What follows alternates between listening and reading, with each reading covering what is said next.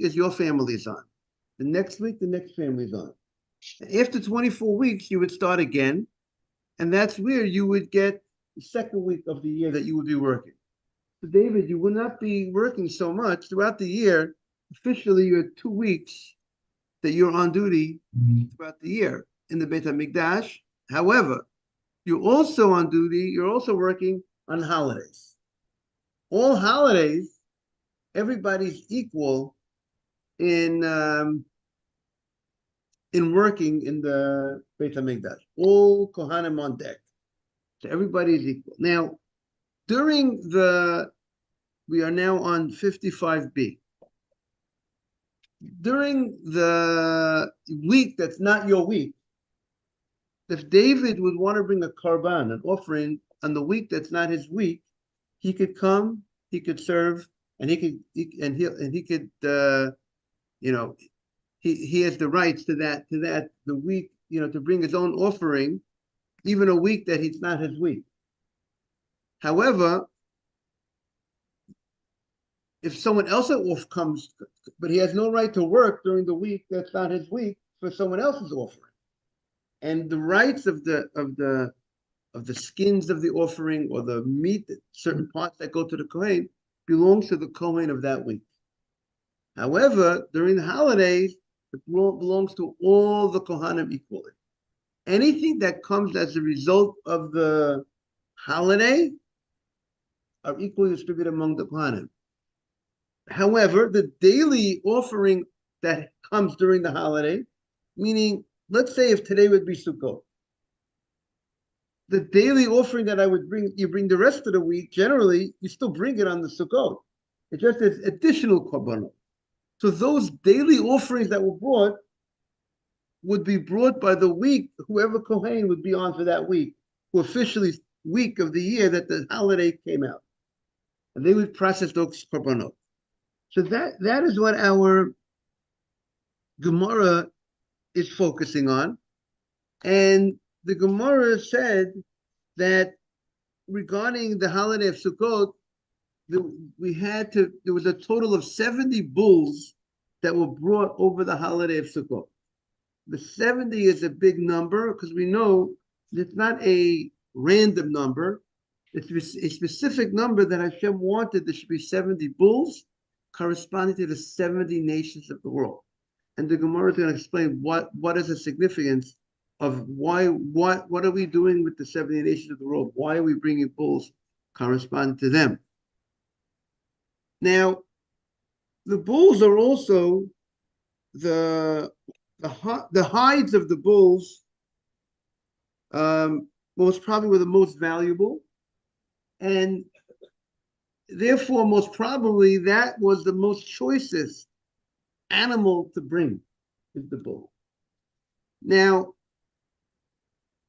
how do you figure out if you have 24 groups of Kohanim, 24 families that are all on surface during the holiday, which family goes first in offering? So Rashi says, based on the order in Divrei Hayomim, the order of the families, those families, Yoriv is is the first family. They would bring the first bull. So you have, let's say, day one.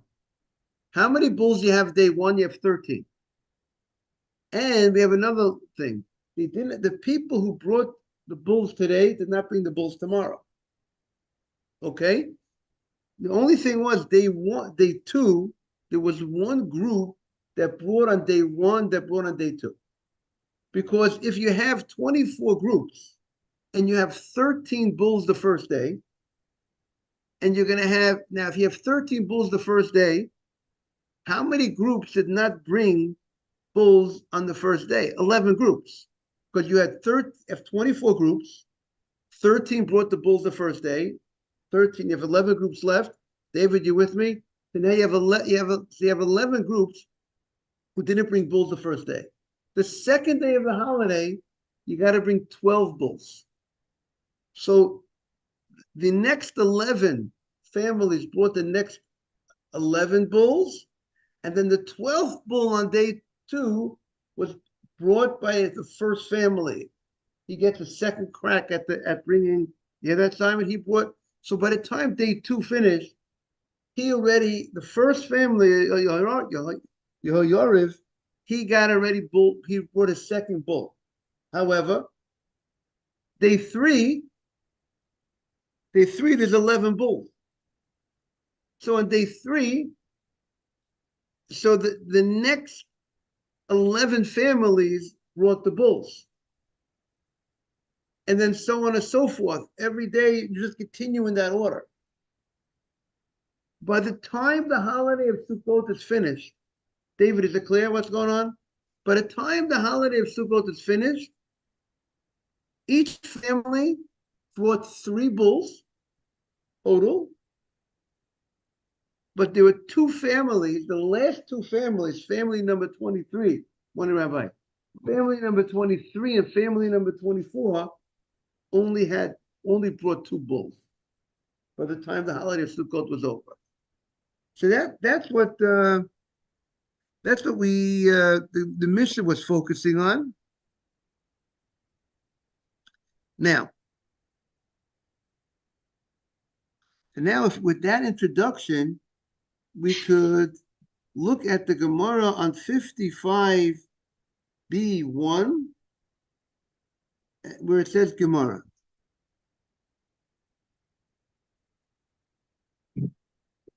Now, Nema Masnitin. Let us say our Mishnah is Rebbe v'lo Rabbanan. Let us say our Mishnah is the opinion of Rebbe and not the opinion of the Rabbanan. Ralph, it's nice to see that you got the Gemara with you. Thank you. It looks good. Now, what happened? One more point. What happened on Shmini Atzeret? Shmini Atzeret, there's very few bulls that are brought on Shmini Atzeret. And there's one bull. There's one bull that's brought on Shmini Atzeret. And what did the Mishnah say about Shmini Atzeret? On Shmini Atzeret, they went back to drawing the lottery, the lots, on Shmini Atzeret. What does that mean? That means, what do you do on a regular holiday? On a regular holiday where you don't have 24 animals brought. Let's say on the holiday of Pesach. Let's say on the holiday of Sukkot. You don't have 24 animals brought each day. You don't have this at the minimum of 24 animals. On the holiday of Sukkot, there was no day that was less than 24 animals. So they never needed to cast a lottery.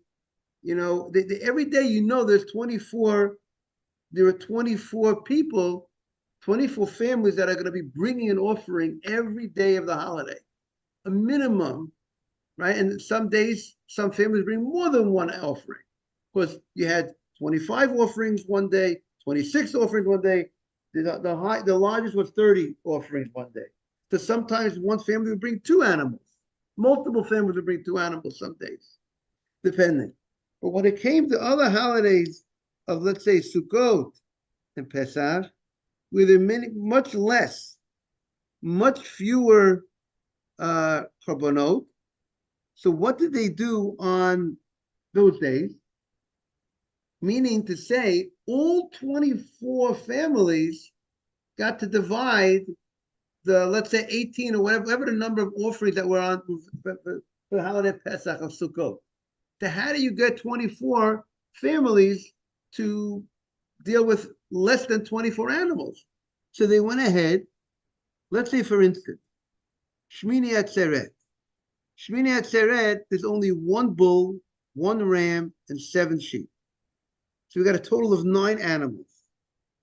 How are we going to deal? We have 24 families to deal with 9 animals. So what do? We cast lots.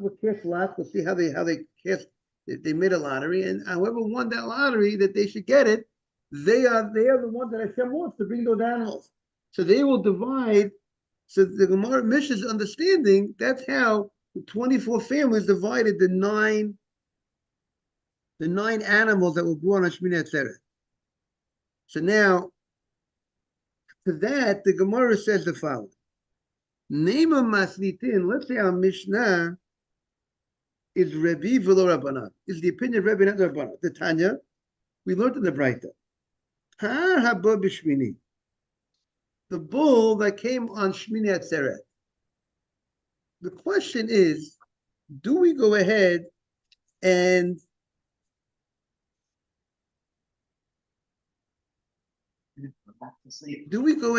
make a lottery for all 24 families? Or there were 2 families that on the holiday of Sukkot did not bring a bull a third time.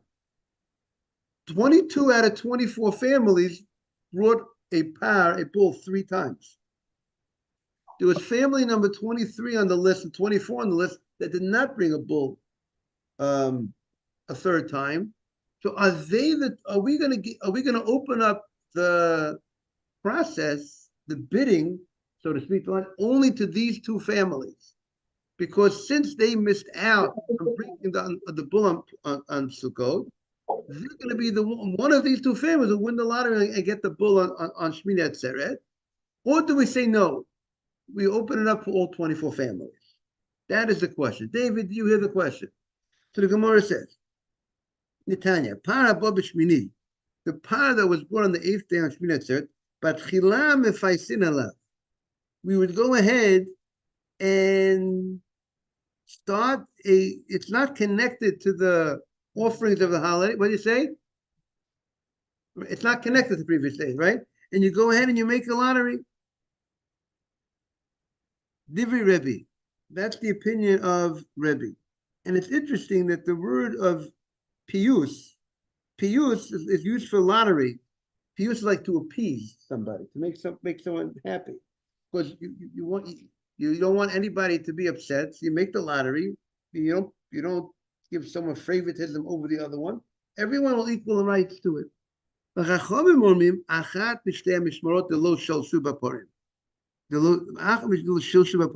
One of the 2 families that did not bring for a third time an offering, they are the ones that are going to bring the lottery is going to be open only for one of those 2 families because they missed out and to bring a third par. So they're going to be the ones that will have the lottery to get this one par that's brought on Shmini Atzeret. The language is that's where it's going to have this lottery. So the Gemara shoots back, afilu tema Rabbanan. You could even say it's the Rabbanan. Good morning, Mark. Morning, Rabbi. Good to see you. Nice to see you. So afilu tema Rabbanan, just to bring Mark up to date, the question is on Shmini Atzeret, there were 2 families that did not bring during the holiday of Sukkot, which were the 7 days that preceded Shmini Atzeret. There were 2 families that brought 2 bulls, in contrast to the other 22 families that brought 3 bulls. So the question was on Shmini Atzeret, which 1 bull is brought, do we open the lottery for all families, or do we open our lottery because there's 24 families Kohanim, or do you only open the lottery for these 2 families who did not get the opportunity to bring a third bull on the holiday of Sukkot? So there's an argument between Rebbe and the Chachamim, and the Gemara wants to suggest that our Mishnah seems to be like Rebbe. Why? Because our Mishnah says that on Shmini Atzeret they went back to the lottery.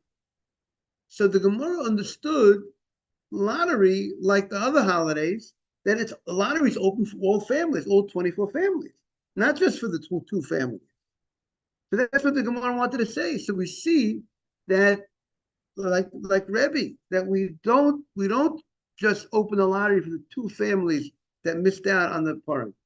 Rather, we open it for everybody because we make a separation between Sukkot and Shmini Atzeret.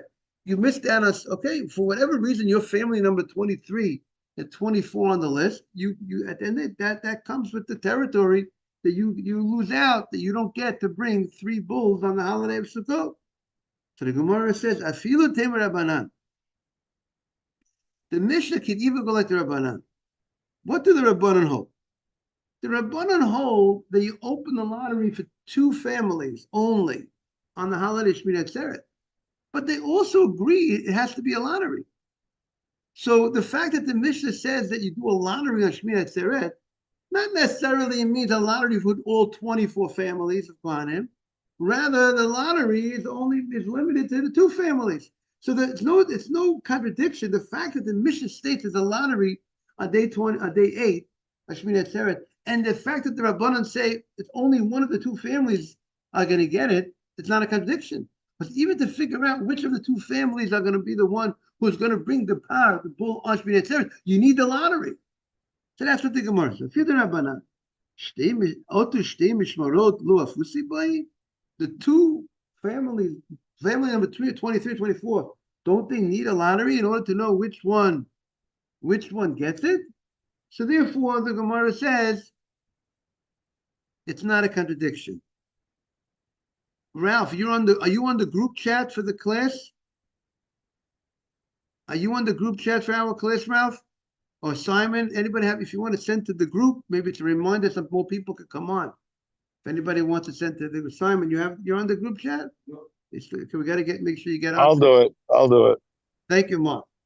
We had Jaime on yesterday, Mark. So you'll be Yeah, happy. nice. Okay. Kaman Azla Hadatani. Now we have a very. Who is the following Braita going to go like? Kol HaMishmorot Shonot u'Mishalshot. All of the watches, meaning the 24 families of the Kohanim, as we said, the Kohanim were divided to 24 families, and each family worked 1 week at a time.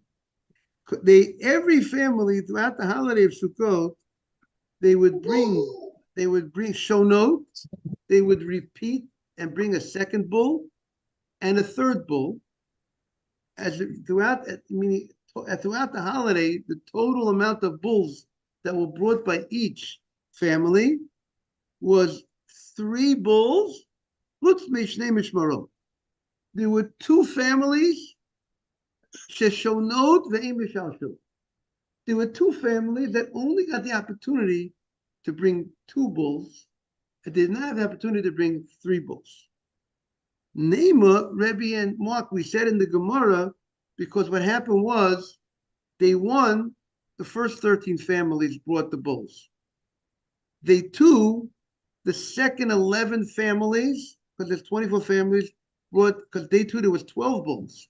So the second 11 families, from family 14 to through 24, brought the 12 bulls on day 2, plus the first family starting again back in the first week brought bull number 12 on day 2.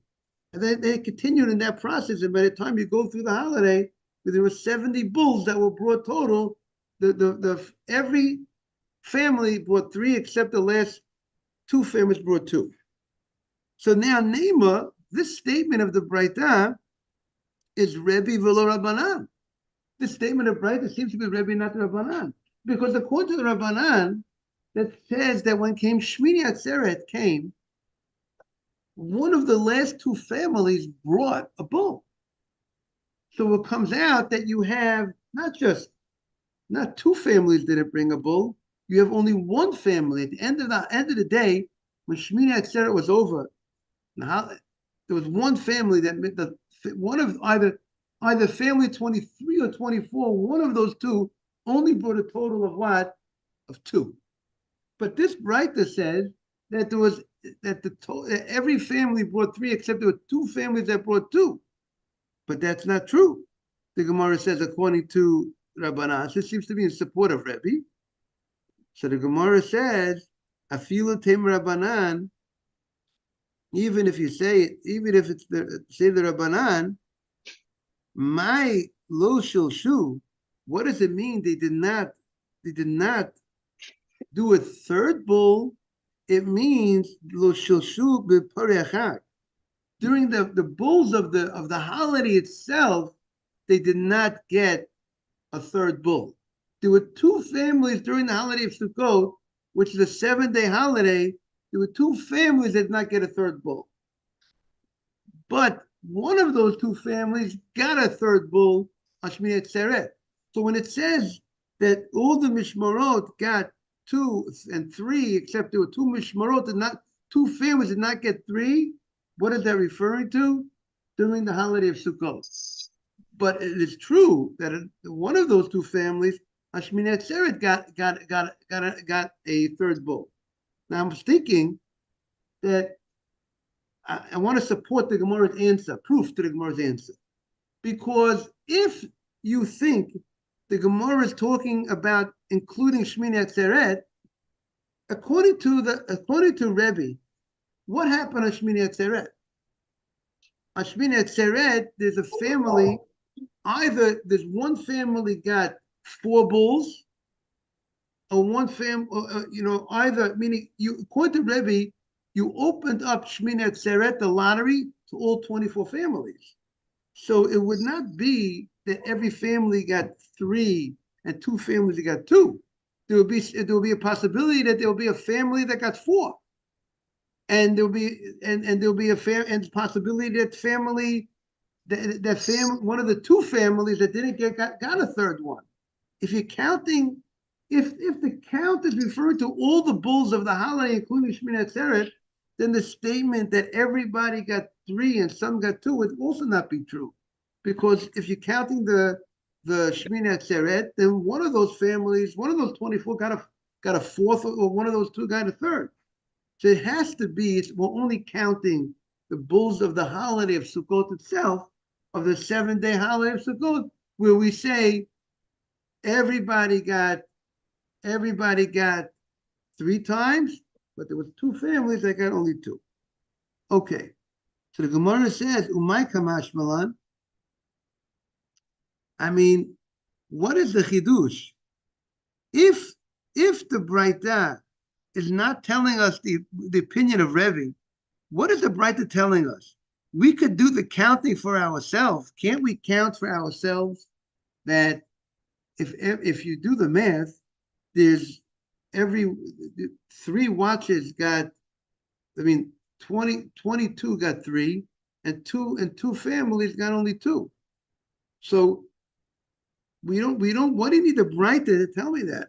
It seems to be obvious. That's the order of it, based on how the animals went from day 1 to day 2, day 3, starting with the first family. So it becomes obvious that if you do the math and you have 70 bulls, so at the end of the day, you only have 22 families that got an opportunity to bring 3 bulls, and 2 families got an opportunity to bring 2 bulls.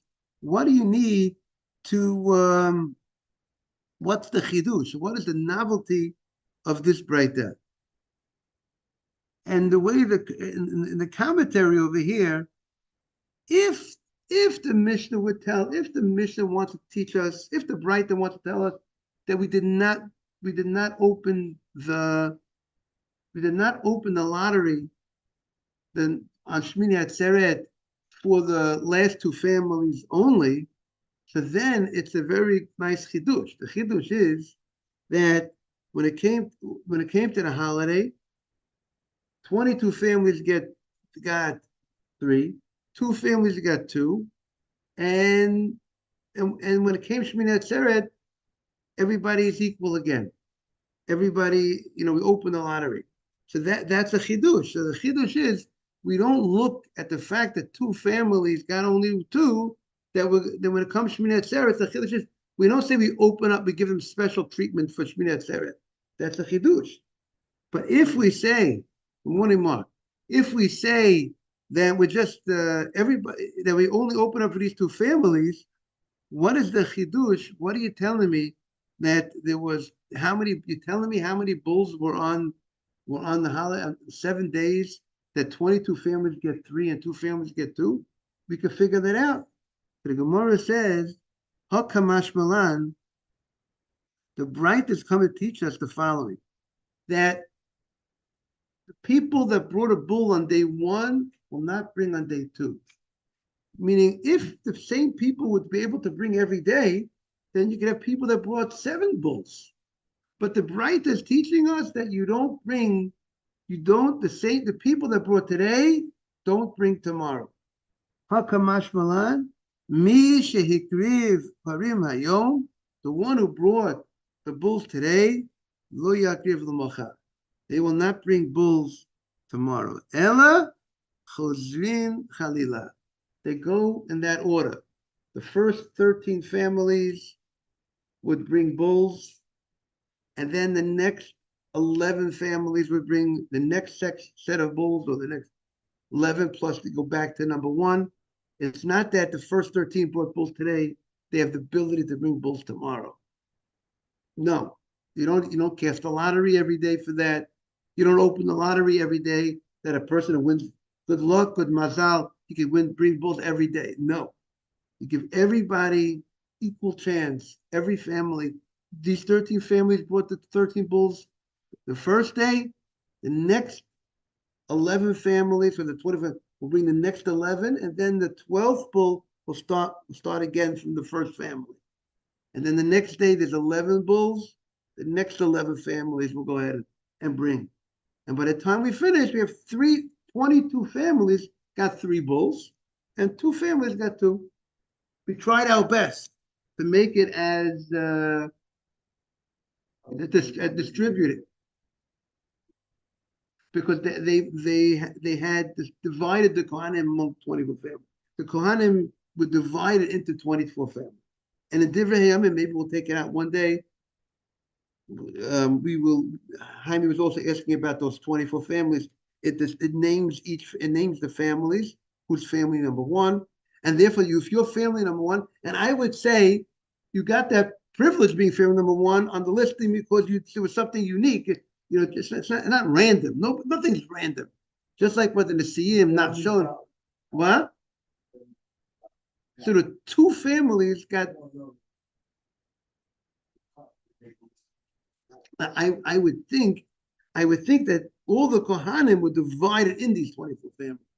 So it's not like there were 26. Right. It was only 24. They were divided into. I have to look more into it, but we say the Kohanim are divided into 24 families. So really, we should look. We could look. See, it says Moshe Rabbeinu divided. Here we have a commentary here. Moshe Rabbeinu divided the families into 8 watches, 8 groups, the Kohanim. David, this will be interesting about your family, David. And then 4 of them were from the children of Elazar, and 4 from Itamar, because Aharon had 4 children. Nadav Avihu passed away. They didn't have any children. Then it was Elazar and Itamar. Elazar became the Kohen Gadol. Elazar and Itamar. So he divided. Moshe Rabbeinu said, we're dividing into 8 groups, 4 from Elazar, 4 from Itamar. In the days of Shmuel, when there was, thank God, an increase of the Kohanim, Shmuel divided those families into 18 groups. So it sounds like we're going from within those families. We made a bigger division. Thank God the family got larger. We broke up into 16 divisions. And then when they became even more, thank God, David HaMelech divided into 24. So that seems to cover all the Kohanim, seem to be covered in those 24 groups. And each group worked 1 week at a time. And then after 24 weeks, everybody worked 1 week. Now we start again 1 week at a time. So it comes out that you would have 2 weeks a year, pretty much, that each family would be on duty in the Beit HaMikdash. Because if you do 1 week at a time and it's broken into 24 families, but it was not redivided. So maybe you have many more Kohanim, but it would still seem to be within the same family, just that now you have many more. That's right. It's David HaMelech, right? David HaMelech, they never subsequently redivided the families. But obviously, you have, thank God, if they have so many Kohanim, how many would they need? Is it good? How many would you need on deck? For that week, that particular family, they went to 24. Right, that family, right, right. So now I presume in that family they would make. I presume that we have to see how they worked it. If your family is on and you have 50 people in the family, and you have very few offerings to bring, so who would get it from the family, within the family? Maybe they made a lottery within that as well. But that family is on duty. That's your week, and anybody who came to the Beit HaMikdash that week, you get to bring their offering, and you get benefits. You get the skins of the offerings, the certain parts of them. Some certain offerings go totally on the mizbeach. Some parts go to the kohanim, and that family, and the one who brought it gets to eat from. You brought it, you did the work, you get to eat from the offering. The parts that go to the kohen to eat, and sometimes the kohen needs to eat from it. The kohen needs to eat from that will bring a kapara. That will bring an atonement for the person who brought the offering. So but that's during the regular week. But during the holiday, so it's interesting. During the holiday, whoever's week it was that the holiday fell out, you get to bring the regular things that are brought on the holiday as that would have been brought if it was a weekday. For instance, the daily offerings. So if it happens to be David Cohen's week, his week of his family, and the holiday came out during his week, so whatever would be the daily offerings that would be generally brought, the keves achat taseh baboker, the daily, the week whose family was on would bring those daily things that were brought any day of the week. However, whatever came as a result of the holiday, that's evil. All 24 families, by the way, are on duty during the holiday, and they would get equal in all the things that are coming. That people are coming to bring holiday. But let's say a person had a vow.